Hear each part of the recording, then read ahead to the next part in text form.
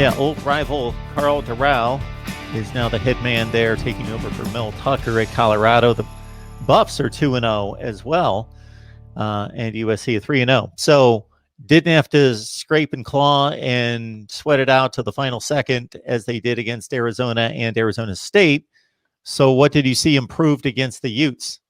I saw how the pass rush against the Utes, how USC's pass rush was effective. They were able to get to the quarterback, able to fluster the QB just a bit. I believe they took Rising out the game. Actually, he was injured, and now there's reports saying that he's out for the season. Actually, so out goes Rising, in comes, I believe, Brantley from South Carolina, the transfer from South Carolina. Bentley. Yep. Bentley, there we go. In come Bentley from South Carolina.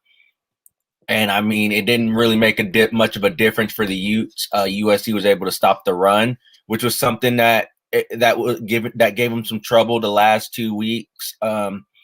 Was able to force turnovers, had 5 turnovers too. I mean, that's something we haven't seen USC force 5 turnovers, and I don't know how long it's been just to see that type of performance from the defense. But very impressive performance by the defense. And then the offense, still some struggles, got into the red zone, was unable to get into the end zone that often. I think the score could have been a lot more. I think USC could have put a lot more points on the board, but at the end of the day, you were able to see USC move the ball against Utah, got the run game going a little bit, and also threw in some new things too. Also, you've seen Slovis start hitting his check downs a little bit more too. So he's trying to find openings, but again, it wasn't too pretty, but you're starting to see everything come together for USC. So we talked last week about Slovis's delivery of the football, and this being noticeable just across the board. It was noticeable to me, and this is before I saw anybody online talk about it. I just thought, the ball's not coming out of his hands as it typically does.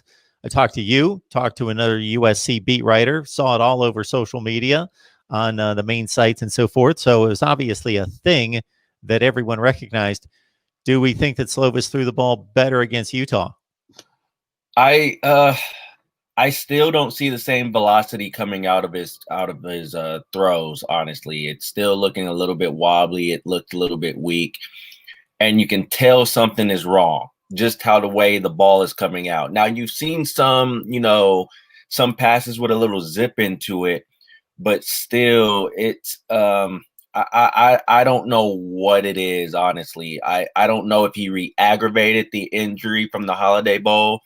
I mean, that's all a possibility. I don't know if if it's still the same injury bothering him. I know that I believe he got it checked out, and I believe operated on a little bit or something like that in the off season after the Holiday Bowl, in which we thought, okay, enough time, he can fully recover and everything.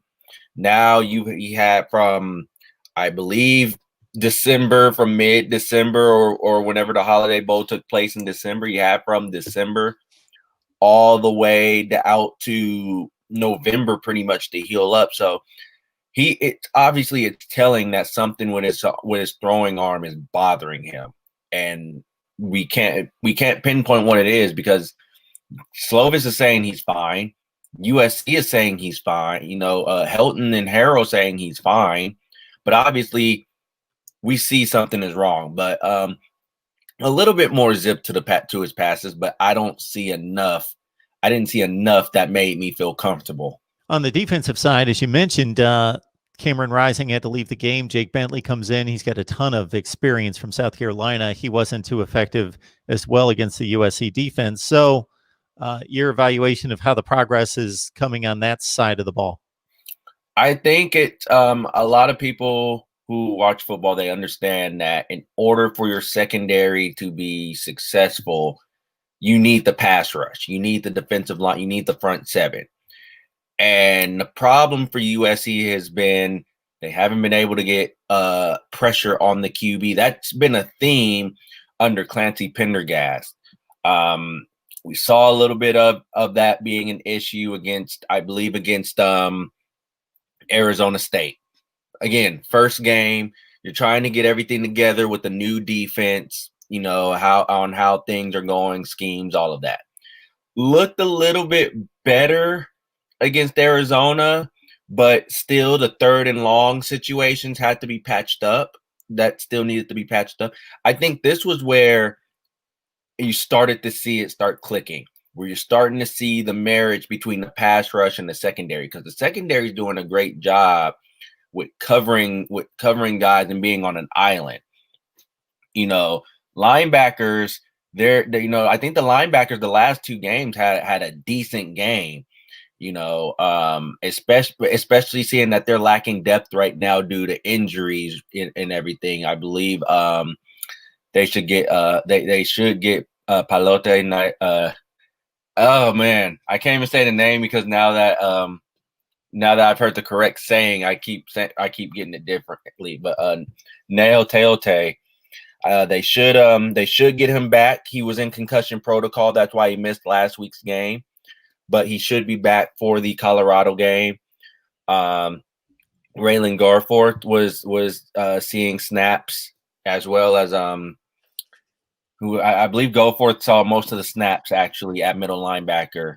So honestly, they're doing a great. I think the defense is starting to click really well. I think they're starting to get it together. They're starting to make plays, and they're really helping out this team stay in games.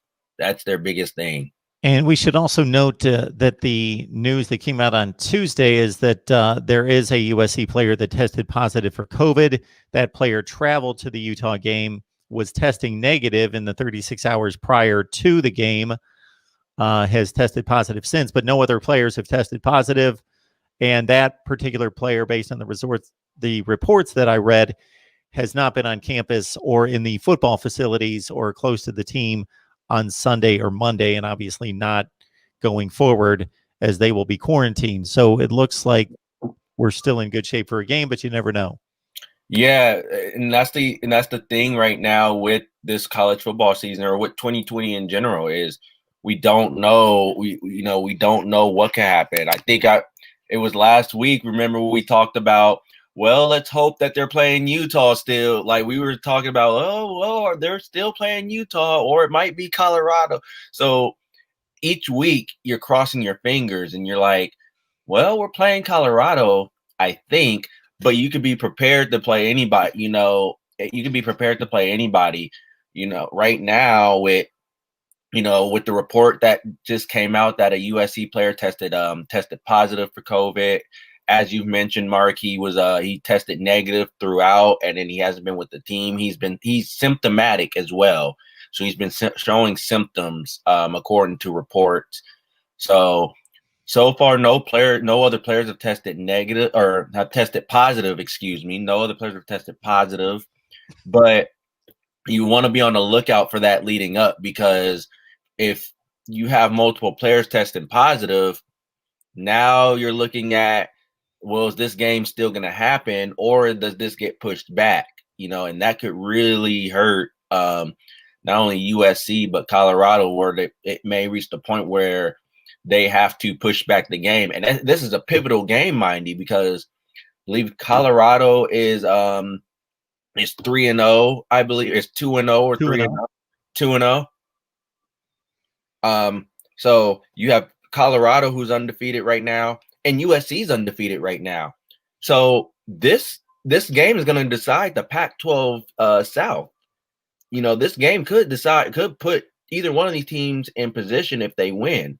So to have this game postponed or written off because of an outbreak at USC, that could be catastrophic for both the Buffaloes and the Trojans. Yeah, the Pac-12, more so than the other conferences, in a difficult situation because of starting later than the other four conferences on the first weekend of November.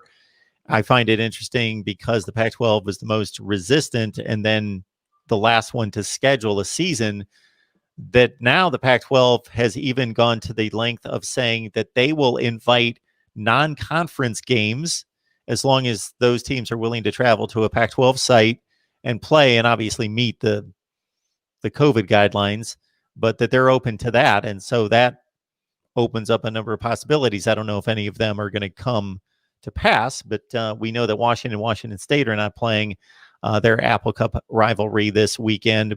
And there was talks of, because Washington was not the team that had the health issues, the testing issues, that they would be open to play whomever. BYU was thrown out there. That would be an intriguing matchup, something like that. So that's something to look out for, that the Pac-12 has opened itself up to non-conference games. We could have some very interesting matchups if anyone's willing to take them up.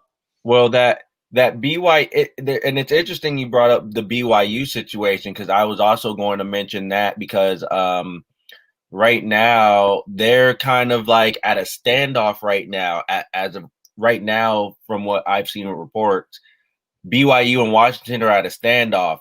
BYU wants Washington to come to Provo, and the only condition is they don't want Washington to cancel, and Washington can't do that. They don't want to do that. So right now it looked like that won't happen. But if USC and Colorado do happen to get postponed or canceled, I keep an eye out for BYU and Colorado. That might be a game. That might end up happening too, or Utah and BYU, because I believe their next game is Arizona State, and Herm Edwards is not clear to coach, and I don't know if ASU is even cleared to play yet. So if that don't happen, do we see Utah and BYU play each other? And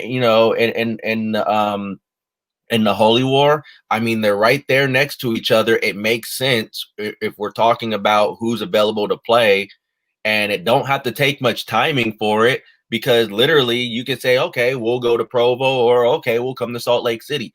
It can be done. So I will keep an eye out for, if seeing that it's not going to be Washington, I keep an eye out for BYU Colorado if USC doesn't happen with Colorado, or BYU and Utah. And like I said, I don't know the status of Arizona State, but if they're not able to play Utah, BYU and Utah might be that game that might get picked up. It's a negative situation. It's an unfortunate situation. Hopefully we don't have to go through another football season like that, like this one. But while we're in it, it would be intriguing to see some games get scheduled, like the Cal UCLA game came out of nowhere, in regards to matching up teams that had opponents who were not able to play and getting that together within 48 hours. But to extend on that to go outside the conference could make for some interesting matchups, because all the conferences are experiencing cancellations every week. So it frees up certain teams to be able to play a game. Interesting. USC 3-0, looking for a Pac-12 South Division title to match up most likely with Oregon, although Oregon and Washington are both undefeated in the North. So when they meet in a couple weeks, hopefully that game gets played. That could serve as kind of a semifinal matchup to get to the big Pac-12 championship game. And the same thing with USC and Colorado right now, as Matt outlines. All right, catch up with Matt, the rest of the crew there at Conquest Chronicles on SB Nation. USC and Colorado hopefully will get underway this Saturday. All right, Matt, appreciate you stopping by.